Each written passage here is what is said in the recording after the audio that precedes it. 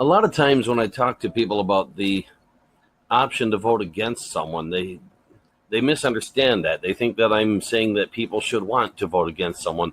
On the contrary, if people who want to vote against someone could, then those who want to vote for someone would be able to be more effective in doing so. I'll explain more of that later, but I don't want to make this boring, so I'm going to do a little bit of what I had planned to do, which is read some tweets from other people. So this isn't all coming from me. I just ran a Twitter search, and as you can see on my screen, there's a couple of tweets showing, and I'm just going to kind of just skim through them. Let's see. The top one says Trump's election was due to gerrymandering. Farther down, it says you do know 3 million more people voted against 45 than for him. So I'm just going to move on to the next. It says voted against Trump and for anti-Trumper Gary Johnson. And this is mainly about the United States, although other countries could use this as well. Wine comes from the entire West Coast, which voted against Trump. Wake up. This one says, I did not vote for Trump. I voted against Hillary. Now, I want to stop and say something here. No, they technically didn't. Well, unless they actually wrote in a vote against Donald Trump, or against Hillary Clinton, I mean. This one says they didn't vote for Trump, they voted against Hillary. But how? Because there isn't an option to do that on the ballot. Now, if they did that by writing in Bernie Sanders, well, that's not really a vote against Hillary. Sure, it works against her, but it also works against Donald Trump.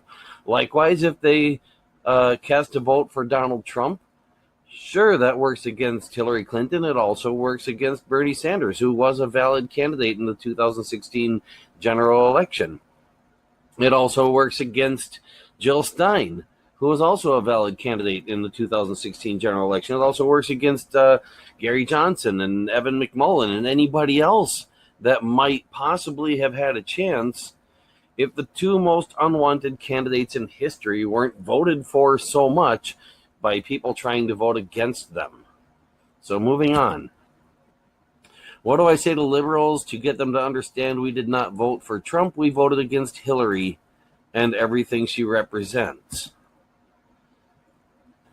Passion about the issues. If you vote for an ideology that runs a direct opposite to your own, liberalism, why should you vote?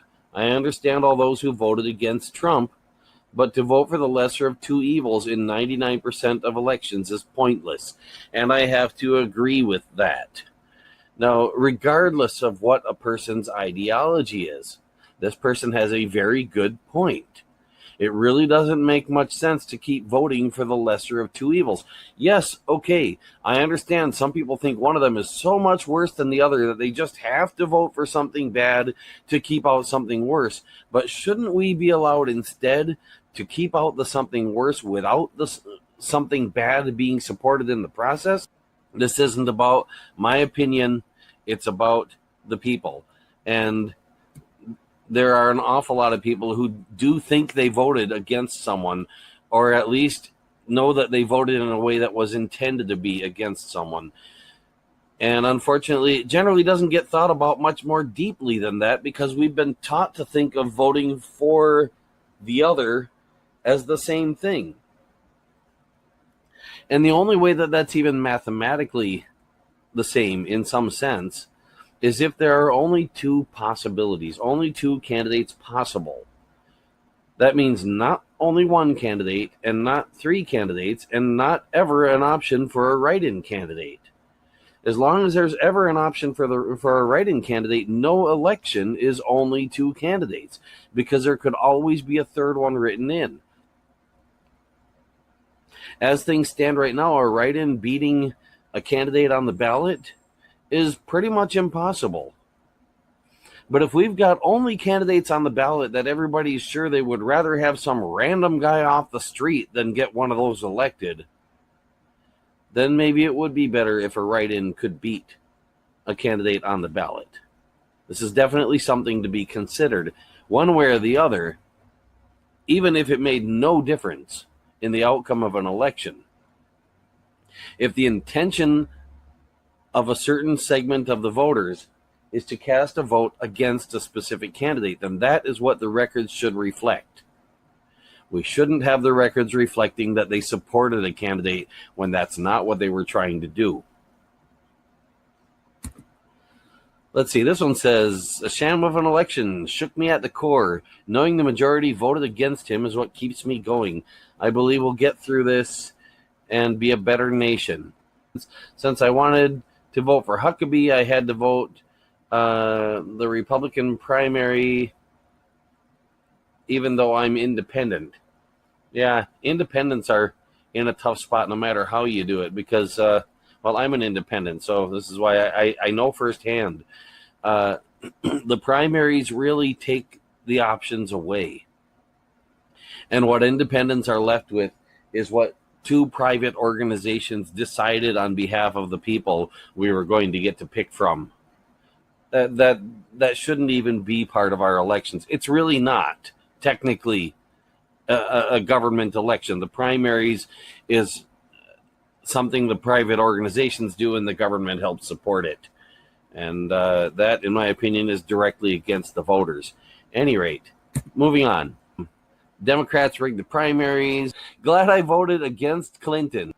Had to vote for the person most able to defeat her. So notice it says this person is saying, I voted against Clinton. Now, I don't mean to condemn anybody for the way they're saying anything. This is not my point. They're expressing this stuff the best they can. But I want it to be understood that there are people out there who are having to deal with this dichotomy in recognizing that they intended to vote against someone, but also knowing that their intended vote was cast as a vote for someone. And generally when they talk about it, they won't say, I wanted to vote against someone, but I couldn't, so I voted for someone. They'll say, I voted against someone. And unfortunately, that sort of hides the fact that there's a change that needs to be made. We need to talk about the fact that we're not being able to actually vote against a candidate, or we're not going to be able to push the government to give us the option to vote against a candidate, which we should have. It should be a basic human right, a basic right of citizenship, a basic right for anyone really that has any government governing over them. If they're going to have a government over them, they should have some say in who is and who is not running that government. I know that hasn't generally historically been the case, but that doesn't mean that it shouldn't be. Here's one that says people in 30 states voted against Hillary Clinton. People in all swing states voted against Hillary Clinton. Most white women voted against Hillary Clinton. It says Trump denigrates those of us who voted against him. Does that sound like an American president? Read the Constitution. Originally, the election's loser became the vice president. And yeah, that is true. That the second the runner-up, so to speak, the one that we now call the loser, was a winner. These days, if somebody runs for president and they come in second, they're counted as a loser. Come in third, they're still a loser. And yeah, the Electoral College, by the way, can still vote for a vice president that's not the one that the president they voted for picked as a running mate. But the American people, outside of the Electoral College, have no way to do that. As a matter of fact, the American people, when they vote for president, aren't technically being counted as even voting for president. They're being counted as having voted for a presidential elector who will then vote for the president if their state gets to vote for the president in the Electoral College. That's,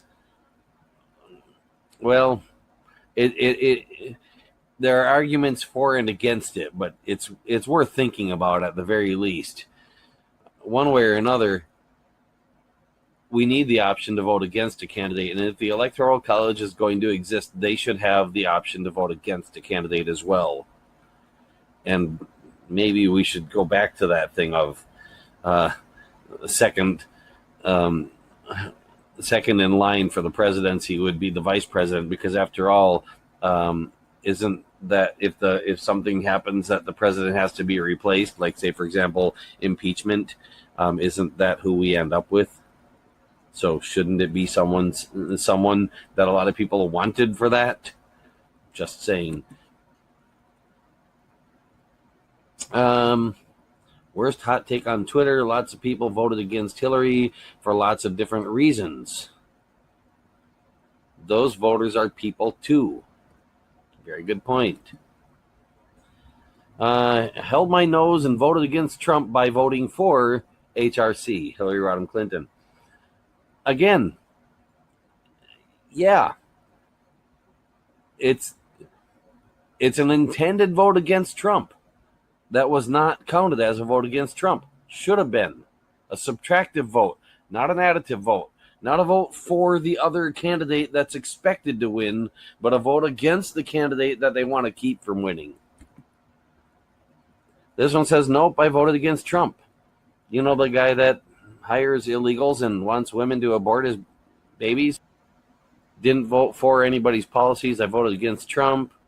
What do the impeachers think is going to happen when they try to reverse the election using the corrupt system that millions of Trump people voted against?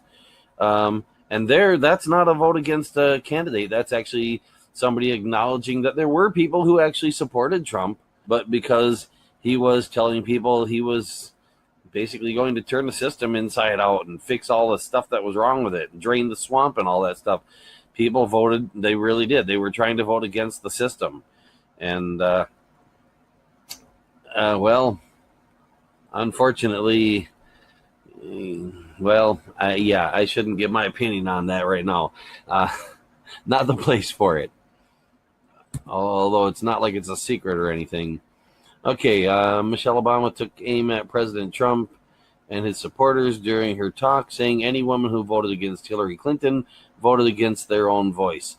There again, nobody did vote against Hillary Clinton. Lots of people intended to.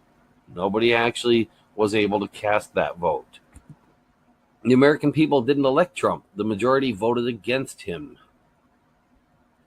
And actually, probably the majority didn't actually vote. But of those who voted, yeah, that's probably about right. That the majority were actually trying to vote against him, and pretty close to the same number were trying to vote against Hillary Clinton. And yet, those were the only two we were told had any chance of winning. Here's something about Jeremy Corbyn. And somebody saying that people voted against him. So, not in the United States, but same thing going on. Like I said, other countries need this too. Taiwan might actually be getting close to actually getting it.